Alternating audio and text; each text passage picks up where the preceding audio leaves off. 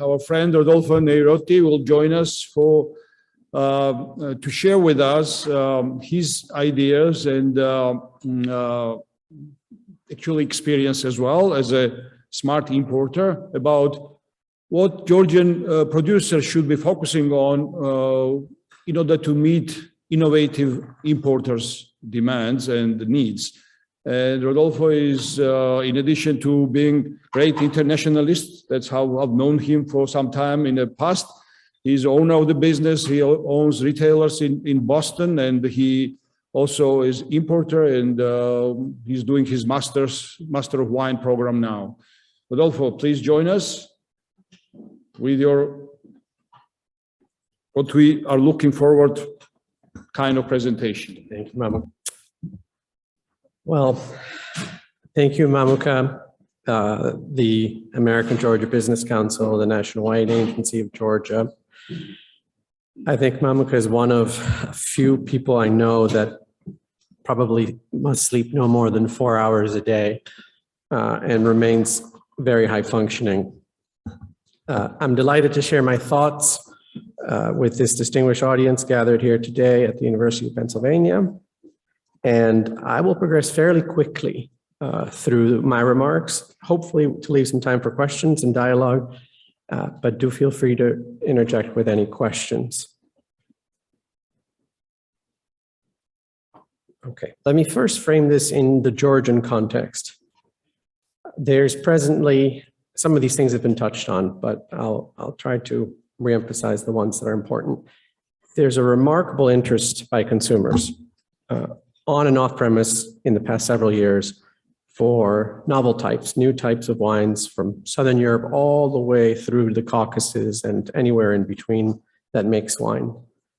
It is important to note that these target consumers have few preconceptions and don't expect these wines to be in the budget category of sub $10 or sub 15 necessarily. Progress made by the Georgian wine industry after the fall of the Iron Curtain is significant and relatively rapid. We really have to acknowledge that. What is 30 years in the context of 8,000 years? The potential for Georgian wine in select and key export markets like the United States is very real, and we're currently living it, which is a rare privilege to have when you're discussing it. Georgian wineries, I would say from small to medium size, do face multifaceted export and market entry challenges, and that will require serious commitment and investment to overcome. Otar touched on some of these in his excellent presentation.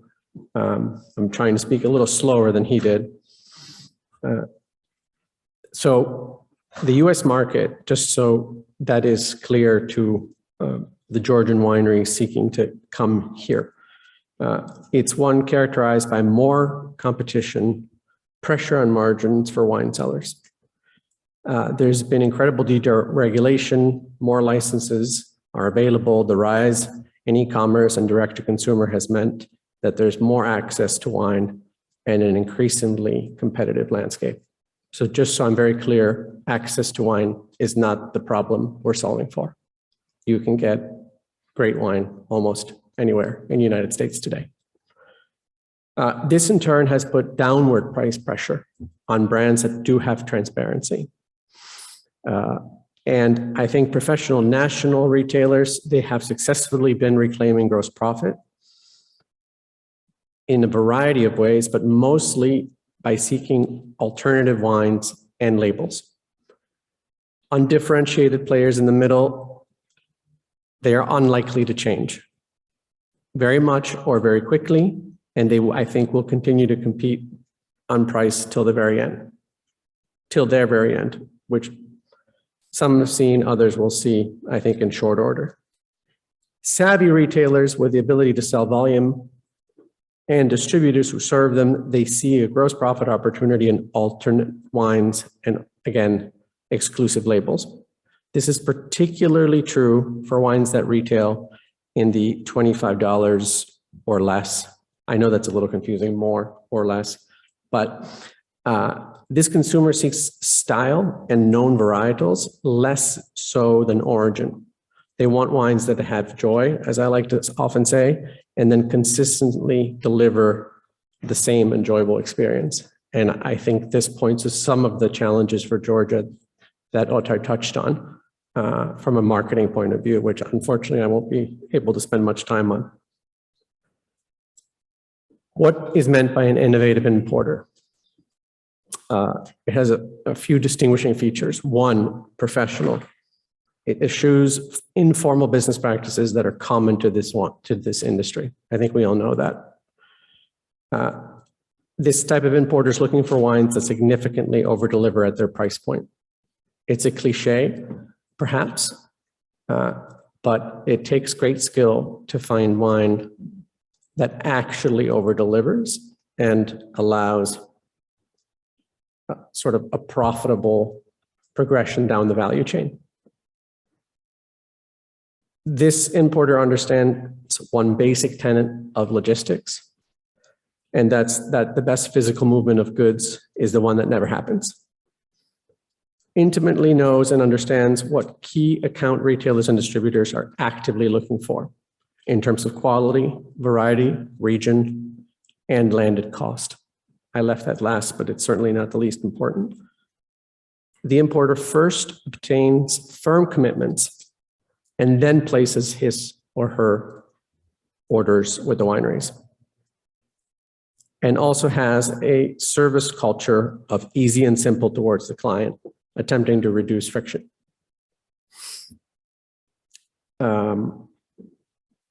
Sorry, clicked wrong direction. So a few other considerations. Importers, they have an obligation. This is not just wineries. Importers and innovative importers should make sure that they are able to walk before they can run. And this is avoiding an industry-wide practice of over-promising and then under-delivering. So I think that requires clear communication between the winery and the importer as to the ambitions of the importer and the winery, particularly beyond an initial market.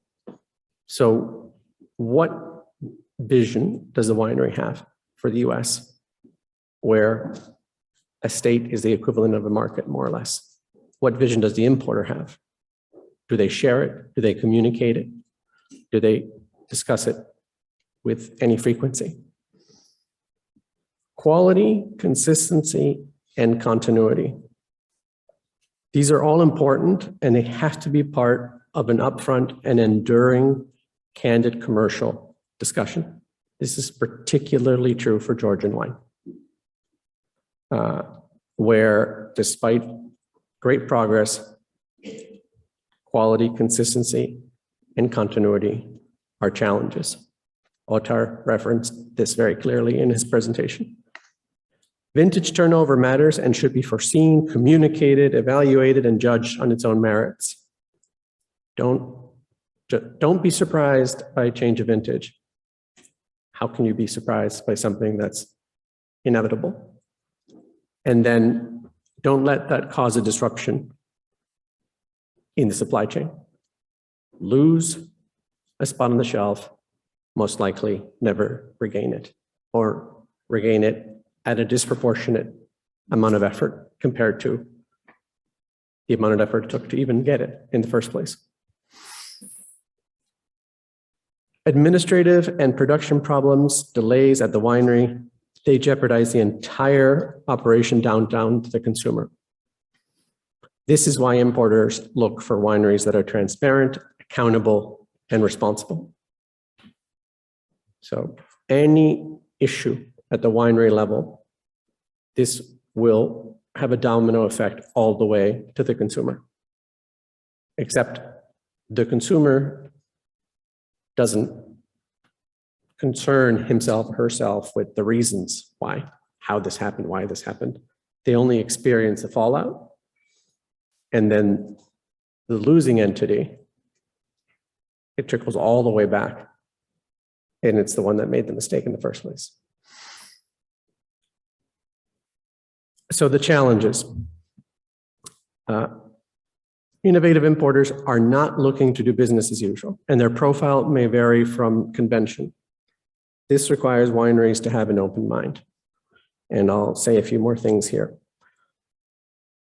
One of these being that there needs to be a reasonable compromise on both the Incoterms and the payment terms. And this is key, particularly on subsequent orders. The best predictor of future behavior is the past. What am I getting at here? You cannot expect an entity that's relatively new to importing, trying to do things differently, to be asked to, for instance, pay up front and then accept X seller or X winery Incoterms. So in essence, accept all the risk in exchange for what? Coming from what has been described numerous times as a difficult neighborhood. And particularly, I think this is paramount in this new age of global shipping and logistics disruptions. So again, there has to be a reasonable compromise between payment terms, the Incoterms, and what are the trade-offs between the two sides, ultimately trying to form a partnership, obviously, an enduring one. Another one is avoiding excess inventory that's sitting in an importer's warehouse, and this means active supply chain management and communications are key. I think that one's pretty self-explanatory, but I'm happy to answer questions later. And then lastly, the enduring, early, and often of gross profit opportunities requires, in the same way, enduring partnerships to be governed by defined terms. So regarding confidentiality, pricing, these things have to be set out very much entirely at the beginning. There can't be any surprises about these very key components of the relationship. All right. So the opportunities that I see for the Georgian winery and innovative importer partnership. One is fairly obvious, of course. The winery will sell more wine, distributors and retailer will attain greater gross profits while competing on a quality relative to cost rather than on price. And that's a very important distinction. This means reaching new customers and a chance to carve out very valuable shelf space. It is not a crowded field from the point of view, I hope, of the Georgian winery. However, going back to something I've stated already, and I'm going to say it again, quality to price ratio, and other factors are key to securing and retaining that very coveted spot on a winning restaurant's wine list or a desirable retail chain. The consumer gets to discover new products and hopefully products that I think over-deliver and that they're willing and hope to buy again. One of the things that I mean by that is that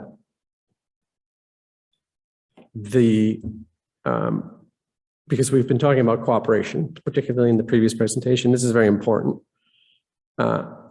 This is the time for cooperation and for long-term strategic thinking.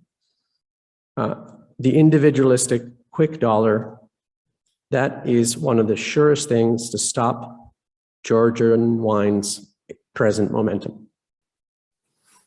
I hope I've given you a bit of a higher level commercial overview today, leaving some of the more technical data points to the scholars and the researchers among us here, including, once again, Otter's presentation before mine. I'm glad it came before mine, not after. So that about wraps up what I wanted to say. As I promised I would, try to get through the content relatively quickly, hoping that we could have time for some questions and some conversation about the commercial side, which we've not yet had a lot of chance to talk about. Thank you. Thank you. Thank you. I'll use my privilege of having a microphone in my hand, and I'll ask first question. You said very important, you made very important statement about management of inventory management in from the producer's perspective, I assume, but also for importers' perspective. So, okay, we know that that's one of the most challenging things probably in this business, and we know that we need to manage it. But do you have any kind of recommendations how to manage that? Any specific thing that that you can mention would be helpful, I think, for some of the people in audience and beyond here in this beyond this room. Sure.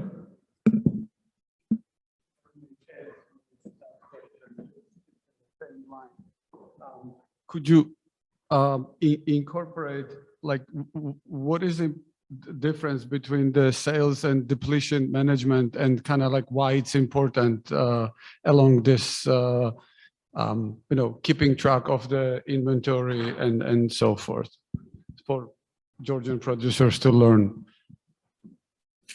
Okay. Let me try to break that up in a couple of pieces. One is, this may not have been a question that came up some months ago before the current disruption that we're living. And I think at least the answer would have been different. I think at the time we were living and enjoying a somewhat untenable idea of just-in-time inventory, very popular concept. Much more difficult now. So I will add an asterisk, Mamuka, to what I've said, and to answer your question, that some of what I mentioned in terms of obtaining commitments, selling things before, or obtaining commitments for things before they've landed, that's fine, and that's entirely doable. But not having any inventory until the next order or the next container is going to make it very difficult for an importer to grow a distribution network. So I'll walk that back a little and say, would it have been doable some months ago? Yes.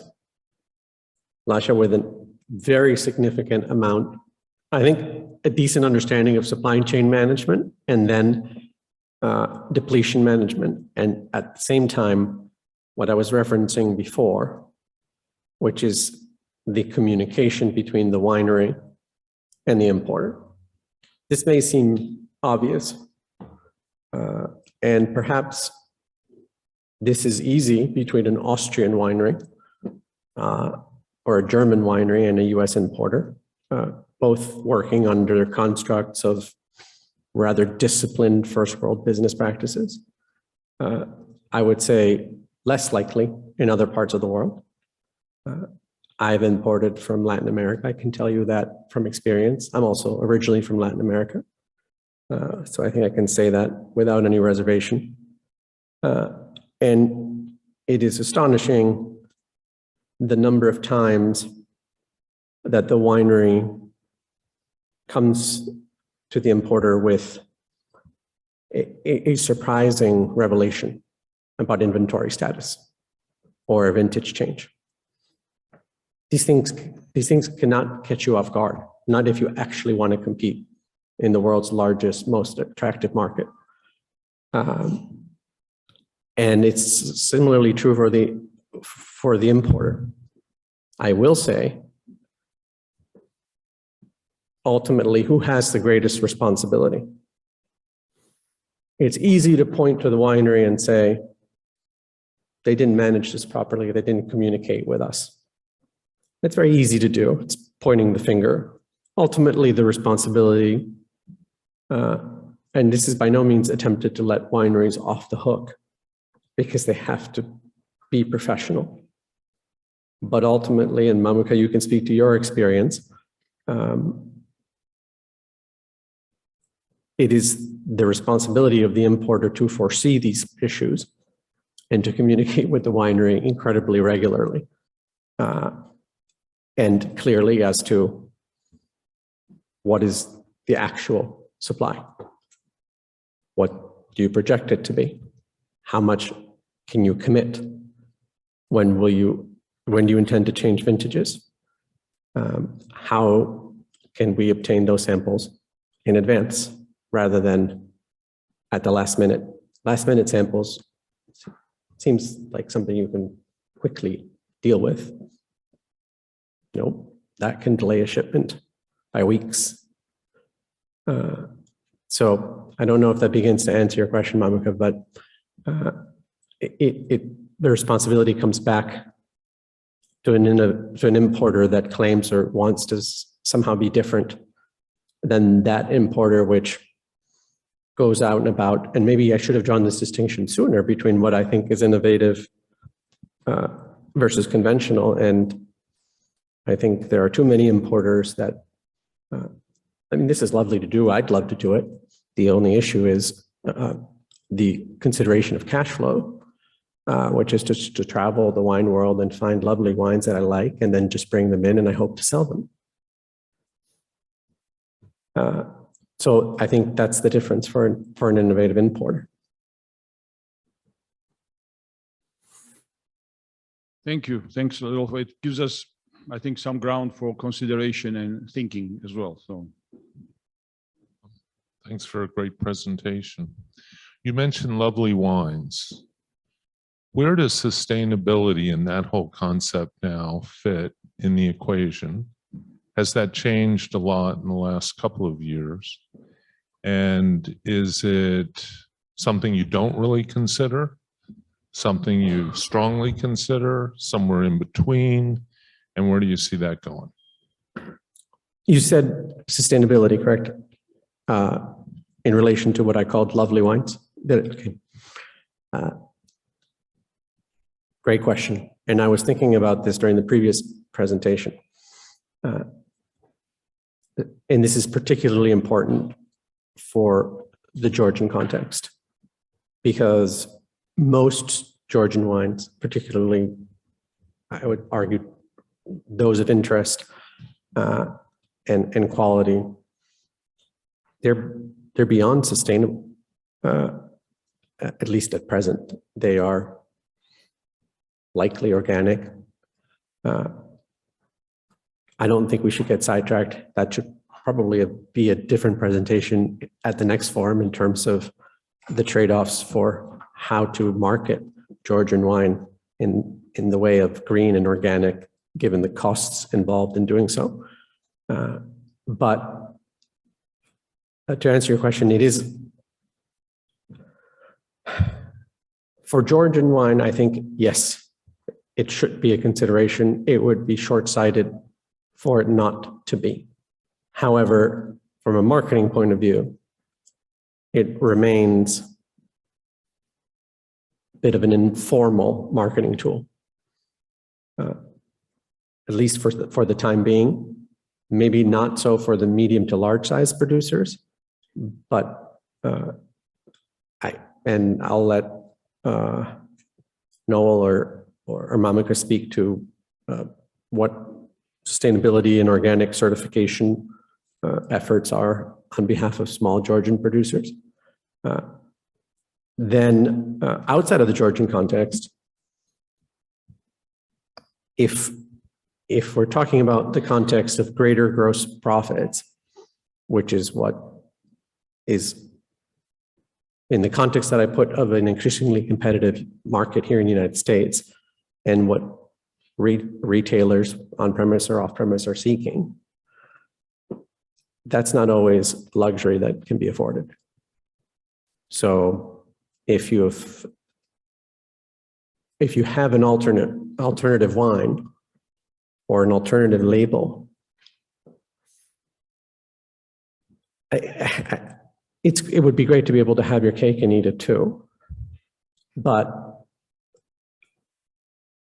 the idea that you're somehow going to be able to source in an extremely savvy way something that allows greater gross profit along the value chain, but is also certifiably sustainable or organic, definitely a goal, but may be more difficult in the short term. I think what might be easier to do there is to source from wineries, and particularly those who, by default, given what they're growing or where they're growing it, and I think this was discussed previously as to varietals that are susceptible or not to certain disease pressure. So if you are, it's just an example, if you are bringing wine from parts of Chile where the soil has no phylloxera and where disease pressure is minimal. Now, without having done anything additional, you have the ability to talk about essentially nearly organic growing conditions. And here we could have, again, distinguished between organic vineyard practices and organic winery practices. These are not at all the same thing, but I didn't want to get too far afield. Okay, maybe, yeah, question? Rodolfo, you were talking about, there was a very important point between the quality and the cost as opposed to the price. Mm-hmm. Could you go into that a little bit more? Because I'm not sure I fully understand what the differentiation is for that. And maybe I wasn't clear. Obviously, I know also multiple languages in the room. The simple distinction I was drawing was cost being what you pay and price being what you charge. That being said, I think you're going for something a bit more hopefully insightful than that. And here I was focusing on wines that are extremely favorable when it comes to that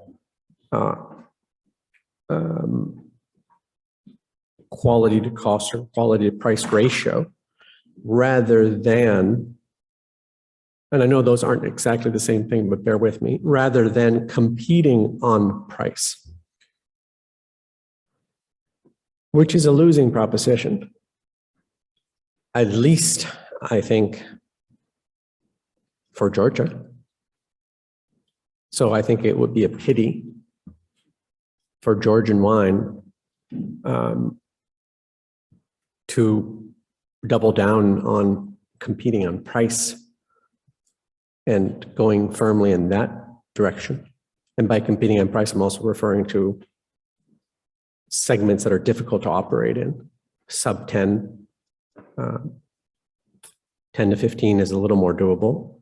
And I'm pleased to see, I don't want to endorse certain wineries or not, but I'm pleased to see something coming from Georgia that I didn't see right away, which is greater examples. Again, Altar's presentation, which was very good, touched on this. More examples of wines that are suitable for market entry. And Erica, you and Lasha discussed this. A customer's first, and many in the room might disagree with me on this. and I'm happy to have that conversation. But the first example for a consumer, sorry, the first exposure for a consumer to Georgian wine, I think should be a middle of the road, modern influenced, clean wine, approachable, maybe at around $15, rather than a $25 to $30 amber wine. That I know this may pose a challenge for producers that don't that only operate in that space. I think their good fortune, from what I'm hearing, is that they make so little. And one of the benefits of when you make very little is that it's less difficult to sell, or at least to sell your production. But if you can at all avoid trying to enter this market with only a wine that is so niche, I certainly would. I would probably say the same thing to some of these Finger Lakes producers who are in the $40 to $80 range. Did I hear correct? For Finger Lake wine? I mean, it's lovely. I like Standing Stone Vidal, ice, not ice wine. It's not made like an ice wine. But something not to forget here, though, is that, and again, Mamuka, Noah can speak to this much better than I can. If you're an importer with a clever assortment or a balanced assortment, that market entry wine and that fascinating wine at a different price point need not come from the same producer.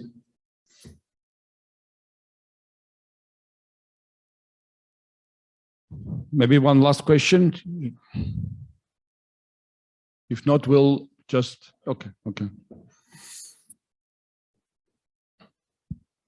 Kind of going back to inventory management, what Muka talked to earlier. As an importer, how much should inventory insight, visibility, should the retailer or should the importer be giving to retailer and producer? Kind of as a middle, if the inventory is right with the importer, can visibility be given to retailer and to producer so that all three parties win? That makes sense? What would be the problem if I said complete transparency? Anything short of that,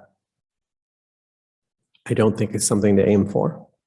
I might turn your question around slightly and say, what does the retailer owe the distributor or the importer in the way of transparency around depletion? This is something that doesn't get talked about much. But if we talk about key restaurant groups, key retailers making commitments, okay, that's fantastic. We can all work together and do this in a much more efficient way where there's more gross profit and therefore a much more interesting proposition.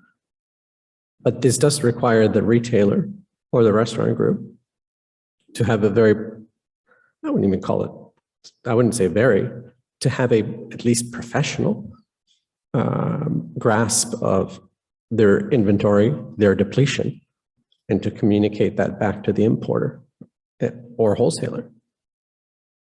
However, I go back to my previous point, which is where's the ultimate responsibility?